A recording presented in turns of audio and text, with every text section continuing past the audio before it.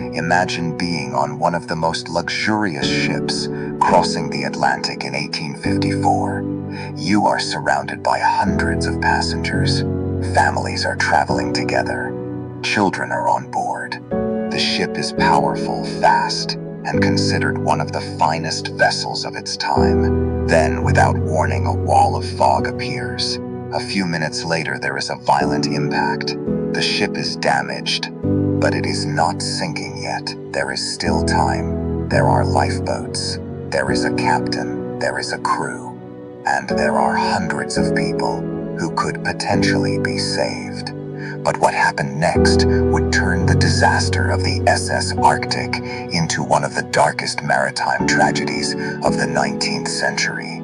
Because the most horrifying part of this story was not simply that the ship sank. It was what happened when people realized that there might not be enough places in the lifeboats for everyone. On the 20th of September 1854, the SS Arctic departed Liverpool, England, bound for New York. The vessel was operated by the Collins Line, an ambitious American company competing in the rapidly expanding transatlantic steamship business. Arctic was not an ordinary ship. She was one of the largest and most celebrated steamers in the Collins fleet, built for speed, comfort, and prestige. She carried hundreds of people, including wealthy travelers, families, immigrants, and a large crew. 7 days into the voyage, as the ship approached the waters off Newfoundland, the conditions changed dramatically. A heavy fog reduced visibility across the Atlantic, and somewhere inside that fog was another vessel, the French steamer Vesta. At around midday on the 27th of September, the two ships were suddenly on a collision course. The Arctic was much larger, and the consequences of the collision were devastating. The Arctic struck the Vesta, badly damaging the smaller vessel. At first, however, Captain James Luce believed the Vesta was in greater danger. His attention turned toward helping the other ship, but then came the terrible realization. The Arctic itself had been seriously damaged below the waterline. Water was rushing into the hull. The pumps struggled to keep up, and the situation was becoming worse by the minute. Captain Luce made a desperate decision. If the ship could remain afloat long enough, perhaps it could reach land. So Arctic turned toward the nearest shore. But the damage was too severe. The water continued rising. The boilers gradually lost their fires, the engines slowed, and eventually, the Arctic lost the ability to make meaningful progress. The passengers were now trapped aboard a damaged ship in the middle of the North Atlantic. Then came another problem. There were not enough lifeboat places for everyone. The Arctic carried 6 lifeboats under the regulations of the time, but their combined capacity was far below the number of people aboard. Historical accounts estimate that the boats could accommodate only around 150 to 180 people, while the ship carried roughly 400 people. That meant the disaster had entered a terrifying second stage. The ship was sinking, and even if every lifeboat were used perfectly, hundreds of people could still be left behind. Under normal circumstances, discipline was supposed to control the evacuation. Women and children were supposed to receive priority, but panic does not always follow rules. One of the lifeboats was being prepared with women and children placed aboard. Then men began rushing toward it. Crew members and male passengers fought for positions. The boat was filled and pulled away from the ship. The people still standing on Arctic could see something horrifying. The lifeboats were leaving, but many of the people who needed them most were still trapped on deck. The captain tried to maintain order. He ordered one boat to remain near the ship so that women and children could be transferred into it. But the situation was rapidly slipping beyond his control. Another boat was being prepared. Women were waiting to board. Then men rushed it. In the chaos, the boat was overturned, throwing people into the freezing Atlantic. Only a few survived that particular disaster. On another side of the ship, another lifeboat was launched. Again. Men entered the boat. Again, the captain's instructions to return for women and children were not properly followed. The boat moved away, and with every lifeboat that disappeared into the fog, the chances of survival for those still aboard became smaller. This is what makes the Arctic story so disturbing. The ship had not yet disappeared beneath the waves. There was still time for organization. There were still people alive. There were still potential rescues. But the social order that had existed only minutes earlier was beginning to collapse. Historical accounts describe crew members and able-bodied male passengers taking many of the available places.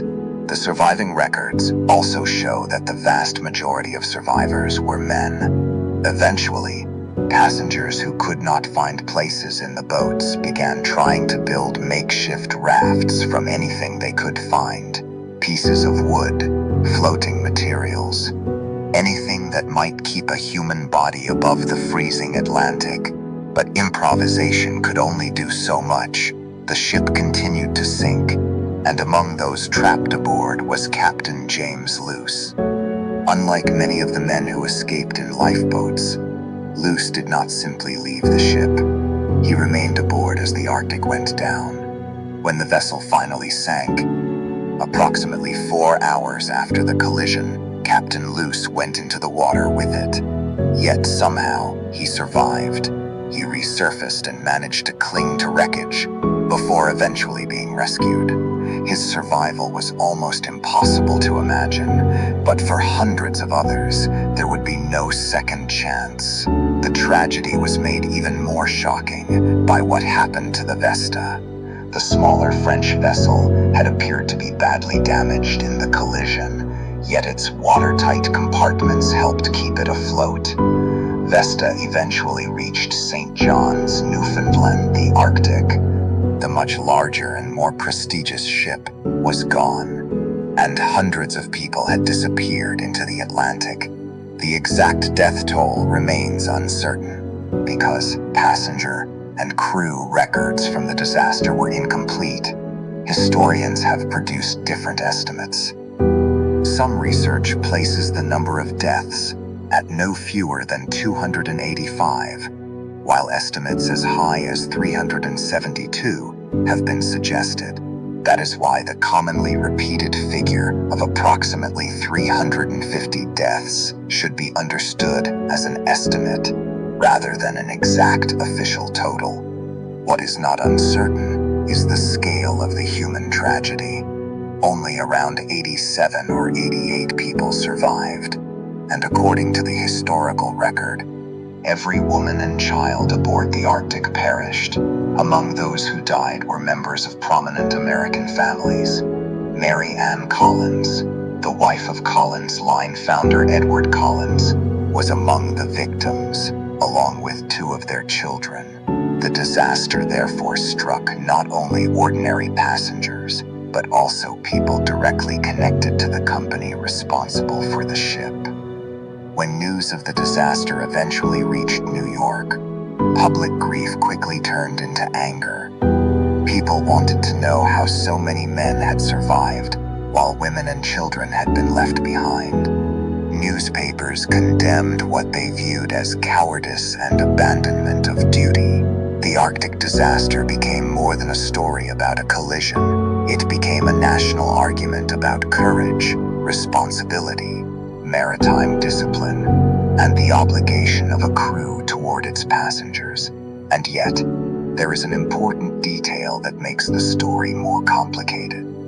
Captain Luce himself was not treated by the public in the same way as many members of his crew.